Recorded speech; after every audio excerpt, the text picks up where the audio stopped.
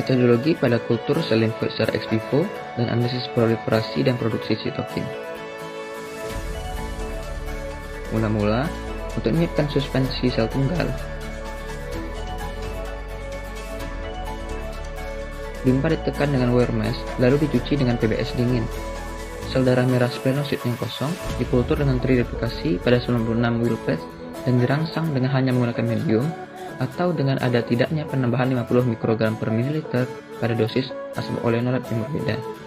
Setelah 24 jam, spermatan dipanen dan diukur konsentrasi dari interleukin 33, interleukin 13, dan MCP1. Disiapkan sel untuk analisis proliferasi menggunakan Promega Kit, Cell Titer 96 Aqueous One Solution Cell Proliferation Assay.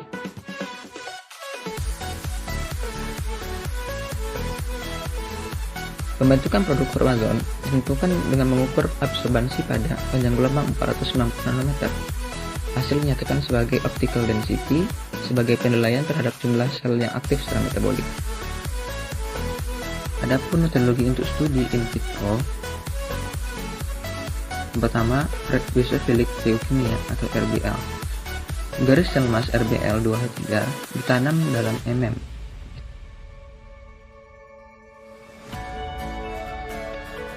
Tambahkan dengan 15% FCS yang tidak dapat diaktifkan oleh panas, 0,1 milimolar asam amino non esensial, 50 U per mili penisilin, dan 50 mikrogram per mili streptomycin. RBL2H3 dikultur pada kondisi yang standar, yaitu temperatur 37 derajat Celcius dan 5% karbon dioksida. Yang kedua, eosinophilic cell line. EOL1 manusia ditanamkan dalam medium RPMI 1640, ditambahkan dengan 10% FCS yang tidak dapat diaktifkan oleh panas, 2 milimolar L-glutamin, 100 U per mili penisilin, dan 100 mikrogram per mili streptomycin. EOL1 dikultur pada kondisi yang standar, yaitu temperatur 30 derajat Celcius dan 5% karbon dioksida. Metodologi untuk uji proliferasi.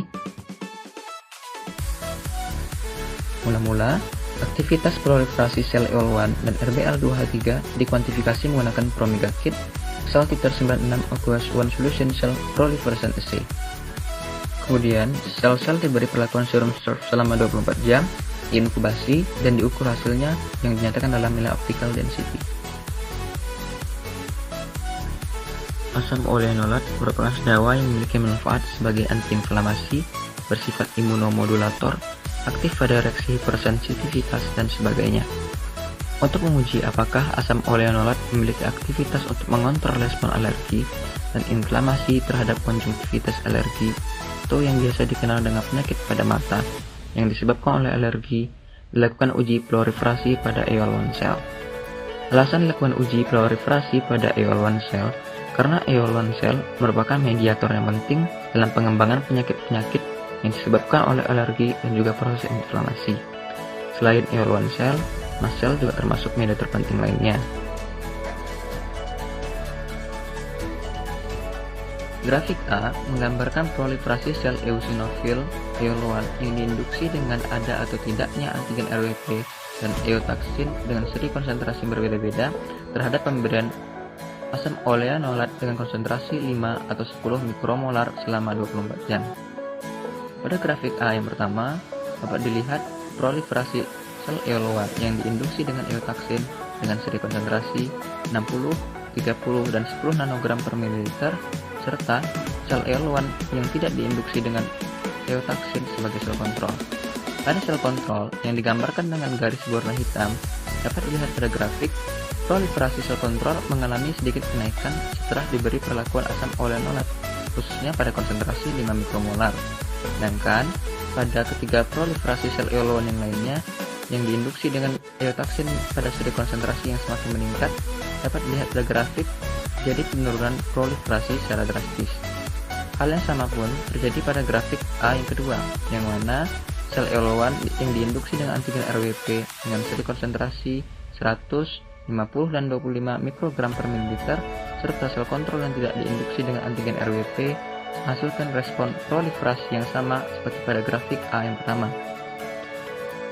Berdasarkan pada grafik gambar A, dapat disimpulkan bahwa pemberian asam olenolat berpotensi untuk mengurangi secara signifikan respon proliferasi yang diinduksi oleh agonis tergantung dengan dosis yang diberikan. Keberadaan asam olenolat tidak memberikan pengaruh terhadap keberlangsungan hidup sel yang berada pada fase istirahat maupun pada sel yang diaktifasi. Pada grafik B yang pertama, diketahui bahwa sel mas RBL2H3 diinkubasi dengan stimulus eotaksin. Perlakuan tersebut menunjukkan bahwa semakin tinggi penambahan dosis eotaksin menunjukkan perubahan pada proliferasi sel. Sedangkan perlakuan dengan asam olenolat tanpa penambahan eotaksin tidak menunjukkan perubahan yang signifikan. Proliferasi ini terjadi 24 jam setelah stimulasi dengan stimulus. Proliferasi sel terhadap asam olenolat mengalami peningkatan terlebih dahulu.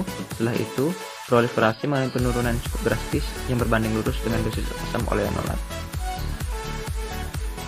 Pada grafik B yang kedua, perlakuan terhadap sel pro-inflammatory RBL2H3 menggunakan stimulus RWP requisite pollen menunjukkan perubahan yang signifikan terhadap proliferasi sel, dan penurunan proliferasi sel menunjukkan semakin drastis seiring bertambahnya dosis RWP dan dosis asam olenolat. Proliferasi sel diuji 24 jam setelah distimulasi. Sel RBL2H3 diinkubasi dengan rangsangan ada atau tidak adanya konsentrasi asam olenolat yang berbeda. Asam olenolat ini akan membatalkan fungsi biologis in vitro pada sel RBL2H3. Metodologi uji in vitro chemotaxis assay. Berikut ini akan kami jelaskan mengenai metodologi uji in vitro chemotaxis assay. Pertama, migrasi sel diuji menggunakan 24 sumur chamber transwell dengan filter polikarbonat berpori 8 mikrometer. Kemudian, sumur bawah diisi dengan medium yang mengandung eotaksin SPLA22A atau vehicle seperti yang ditunjukkan. Sel dengan konsentrasi 1 kali 10 pangkat min 6 sel per mililiter ditambahkan ke chamber atas. Ketika terindikasi, sel diberi perlakuan dengan SPLA22A RWP atau OA selama 20 menit pada 37 derajat Celcius sebelum seeding. Migrasi diizinkan selama 3-4 jam pada suhu 37 derajat Celcius dalam kondisi udara 5% CO2. Lalu, sel-sel RBL2H3 yang bermigrasi difiksasi dengan paraformaldehyde 4% dan diwarnai dengan 0,1% kristal violet dalam 20% metanol PBS selama 3 menit.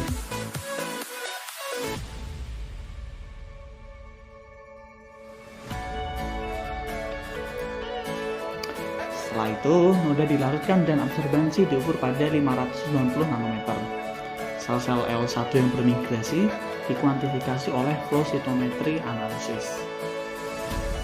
Gambar C menggambarkan indeks chemotaxis pada sel EO1.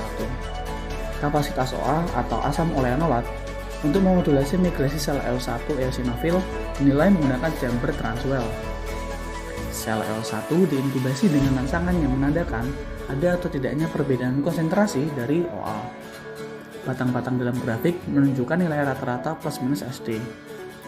Sel yang sudah diberi perlakuan sebelumnya dengan OA, aktivitas chemotaxis eotaksinnya akan berkurang tergantung dengan jumlah dosis OA.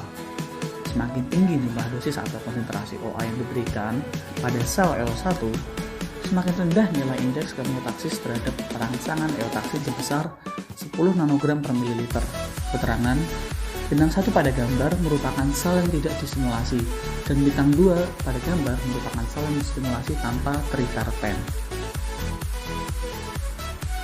Pada tabel D menggambarkan hubungan antara indeks chemotatic atau respon pergerakan migrasi sel akibat digunakan eotaksin 50 nanogram per mililiter dengan penambahan konsentrasi OA. Hasil yang didapatkan menunjukkan bahwa dengan penambahan konsentrasi OA akan memperlambat migrasi dari sel mas RBL2H3 dan dapat membantu penurunan efek inflamasi.